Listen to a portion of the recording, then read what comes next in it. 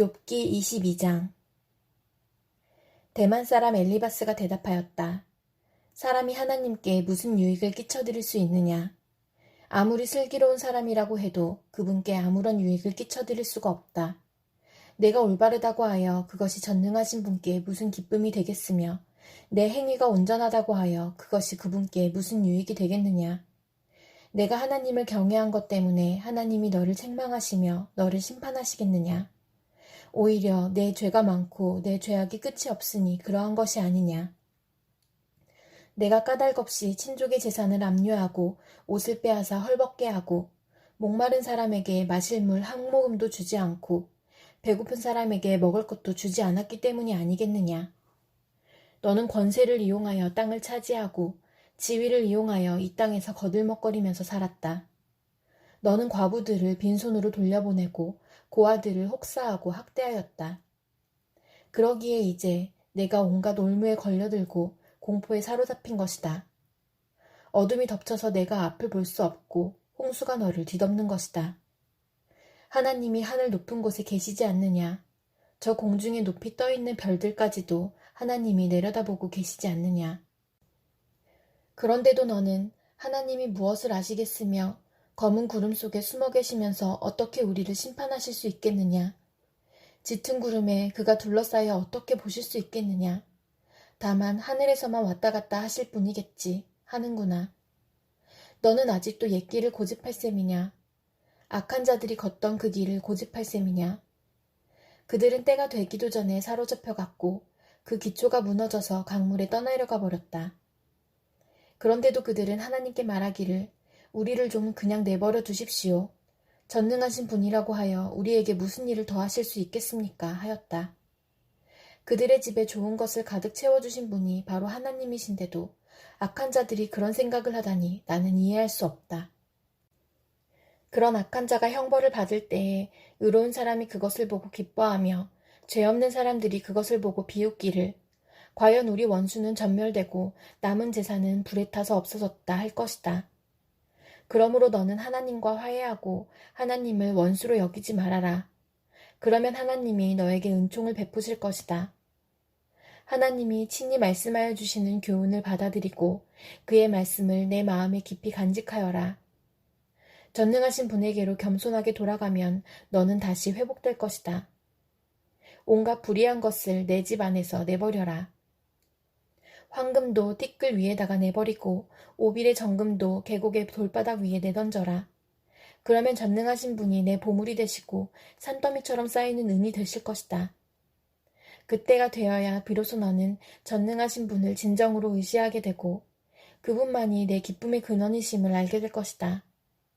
내가 그분에게 기도를 드리면 들어주실 것이며 너는 서원한 것을 다 이룰 것이다. 하는 일마다 다 잘되고 빛이 내가 걷는 길을 비추어 줄 것이다. 사람들이 쓰러지거든 너는 그것이 교만 때문이라고 일러주어라. 하나님은 겸손한 사람을 구원하신다. 그분은 죄 없는 사람을 구원하신다. 너도 깨끗하게 되면 그분께서 구해주실 것이다. 욥기 23장. 욥이 대답하였다. 오늘도 이렇게 처절하게 탄식할 수밖에 없다니. 내가 받는 이 고통에는 아랑곳 없이 그분이 무거운 손으로 여전히 나를 억누르시는구나. 아, 그분이 계신 곳을 알 수만 있다면, 그분의 보좌까지 내가 이를 수만 있다면 그분 앞에서 내 사정을 아뢰련만. 내가 정당함을 입이 닳도록 변론하련만. 그러면 그분은 어떤 말로 내게 대답하실까? 내게 어떻게 대답하실까? 하나님이 힘으로 나를 억누르실까? 그렇지 않을 것이다. 내가 말씀을 드릴 때에 귀를 기울여 들어주실 것이다. 내게 아무런 잘못이 없으니 하나님께 떳떳하게 말씀드릴 수 있을 것이다. 내 말을 다 들으시고 나서는 단호하게 무죄를 선언하실 것이다. 그러나 동쪽으로 가서 찾아보아도 하나님은 거기에 안 계시고 서쪽으로 가서 찾아보아도 하나님을 뵐 수가 없구나. 북쪽에서 일을 하고 계실 터인데 그분을 뵐 수가 없고 남쪽에서 일을 하고 계실 터인데도 그분을 뵐 수가 없구나. 하나님은 내가 발 한 번 옮기는 것을 다 알고 계실 터이니 나를 시험해 보시면 내게 흠이 없다는 것을 아실 수 있으련만.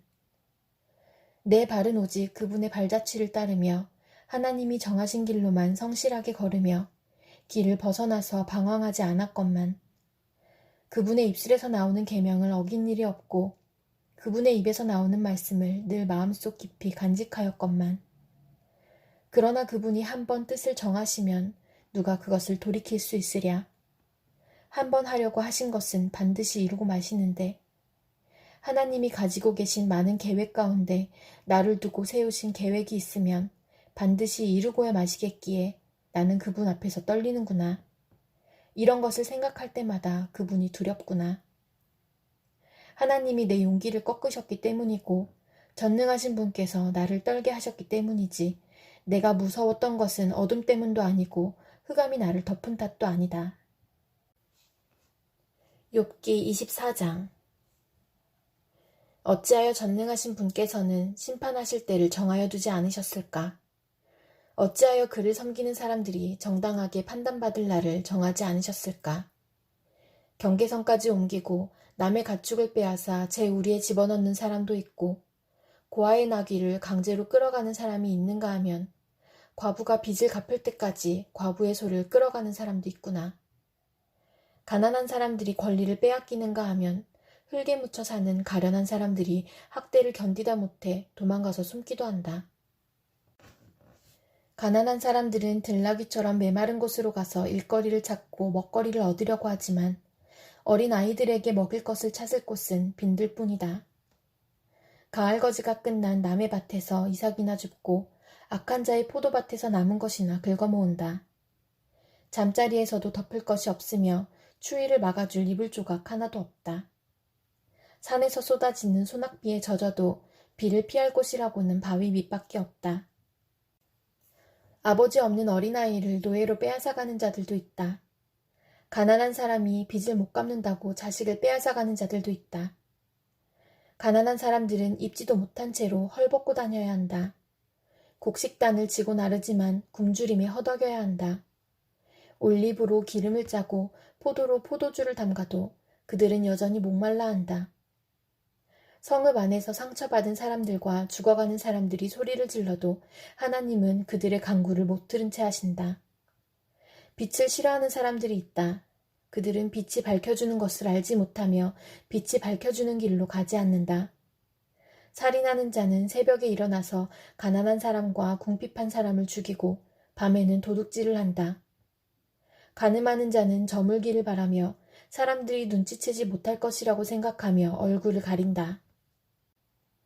도둑들은 대낮에 털 집을 보아두었다가 어두워지면 벽을 뚫고 들어간다. 이런 자들은 하나같이 밝은 한낮에는 익숙하지 못하다. 그들은 한낮을 무서워하고 오히려 어둠 속에서 평안을 누린다. 악한 사람은 홍수에 떠내려간다. 그의 밭에는 하나님의 저주가 내리니 다시는 포도원에 갈 일이 없을 것이다. 날이 가물고 무더워지면 눈 녹은 물이 증발하는 것 같이 죄인들도 그렇게 수올로 사라질 것이다. 그러면 그를 낳은 어머니도 그를 잊고 구더기가 그를 달게 먹는다. 아무도 그를 다시 기억하지 않는다. 악은 결국 잘린 나무처럼 멸망하고 마는 것이다. 과부를 등쳐먹고 자식 없는 여인을 학대하니 어찌 이런 일이 안 일어나겠느냐. 하나님이 그분의 능력으로 강한 사람들을 휘어잡으시니 그가 한번 일어나시면 악인들은 생명을 건질 길이 없다. 하나님이 악한 자들에게 안정을 주셔서 그들을 평안하게 하여 주시는 듯 하지만 하나님은 그들의 행동을 낱낱이 살피신다. 악인들은 잠시 번영하다가 곧 사라지고 풀처럼 마르고 시들며 곡식 이삭처럼 잘리는 법이다. 내가 한 말을 부인할 사람이 누구냐? 내가 한 말이 모두 진실이 아니라고 공격할 자가 누구냐?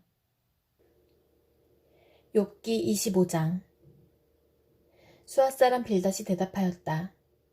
하나님께는 주권과 위엄이 있으시다. 그분은 하늘나라에서 평화를 이루셨다. 그분이 거느리시는 군대를 헤아릴 자가 누구냐? 하나님의 빛이 가서 닿지 않는 곳이 어디에 있느냐? 그러니 어찌 사람이 하나님 앞에서 의롭다고 하겠으며 여자에게서 태어난 사람이 어찌 깨끗하다고 하겠는가? 비록 달이라도 하나님에게는 밝은 것이 아니며 별들마저 하나님이 보시기에는 청명하지 못하거늘 하물며 구더기 같은 사람, 벌레 같은 인간이야 말할 나위가 있겠는가. 욥기 26장. 욥이 대답하였다. 나를 그렇게까지 생각하여 주니 고맙다. 나처럼 가난하고 힘없는 자를 도와주다니. 너는 우둔한 나를 잘 깨우쳐 주었고 내 지혜를 내게 나누어 주었다. 그런데 누가 내가 한 그런 말을 들을 것이라고 생각하느냐? 너는 누구에게 영감을 받아서 그런 말을 하는 거냐? 죽은 자들이 떤다. 깊은 물 밑에서 사는 자들이 두려워한다. 수올도 하나님께는 훤하게 보이고 멸망의 구덩이도 그분의 눈에는 훤하게 보인다. 하나님이 북쪽 하늘을 허공에 펼쳐 놓으시고 이 땅덩이를 빈 곳에 매달아 놓으셨다.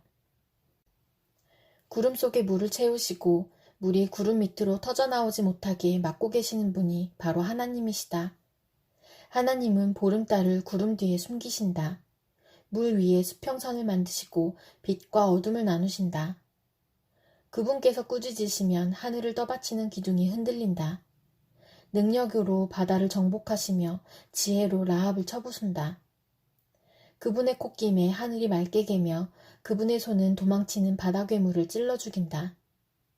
그러나 이런 것들은 그분이 하시는 일의 일부에 지나지 않고 우리가 그분에게서 듣는 것도 가냘픈 속삭임에 지나지 않는다. 하물며 그분의 권능에 찬 우레소리를 누가 이해할 수 있겠느냐. 욥기 27장. 욥이 비유로 말하였다. 내가 살아계신 하나님 앞에서 맹세한다. 그분께서 나를 공정한 판결을 받지 못하게 하시며 전능하신 분께서 나를 몹시 괴롭게 하신다. 내게 호흡이 남아있는 동안은 하나님이 내 코에 불어넣으신 숨결이 내 코에 남아있는 한 내가 입술로 결코 악한 말을 하지 않으며 내가 혀로 거짓말을 하지 않겠다. 나는 결코 너희가 옳다고 말할 수 없다. 나는 죽기까지 내 결백을 주장하겠다. 내가 의롭다고 주장하면서 끝까지 굽히지 않아도 내 평생에 양심에 꺼림칙한 날은 없을 것이다. 내 원수들은 악한 자가 받는 대가를 받아라. 나를 대적하는 자는 악인이 받을 벌을 받아라. 하나님이 경건하지 않은 자의 생명을 끊고 그의 영혼을 불러가실 때에 그의 희망이란 과연 무엇이겠느냐? 환난이 그에게 닥칠 때에 하나님이 그의 부르짖음을 들어주시겠느냐? 그들은 전능하신 분께서 주시는 기쁨을 사모했어야 했고 그분께 기도했어야 했다. 날더러도 하나님의 응답이 얼마나 큰지 가르치라고 해보아라. 전능하신 분께서 계획하신 바를 설명하라고 해보아라. 그러나 그만두겠다. 이런 일은 너희도 이미 알고 있는 것이 아니냐. 그런데 너희는 어찌하여 그처럼 터무니없는 말을 하느냐. 하나님이 악한 자에게 주시는 벌이 무엇인지 전능하신 분께서 폭력을 행하는 자에게 주시는 벌이 무엇인지 아느냐. 비록 자손이 많다 해도 모두 전쟁에서 죽고 말 것이다. 그 자손에게는 배불리 먹을 것이 없을 것이다. 살아남은 사람은 또 연병으로 죽어 매장되니 살아남은 과부들은 기가 막혀서 울지도 못할 것이다. 돈을 셀 수도 없이 긁어모으고 옷을 산더미처럼 쌓아놓아도 엉뚱하게도 의로운 사람이 그 옷을 입으며 정직한 사람이 그 돈더미를 차지할 것이다. 악한 자들이 지은 집은 거미집과 같고 밭을 지키는 일꾼의 움막과 같다. 부자가 되어서 잠자리에 들지만 그것으로 마지막이다. 다음 날에 눈을 떠보면 이미 알거지가 되어 있다.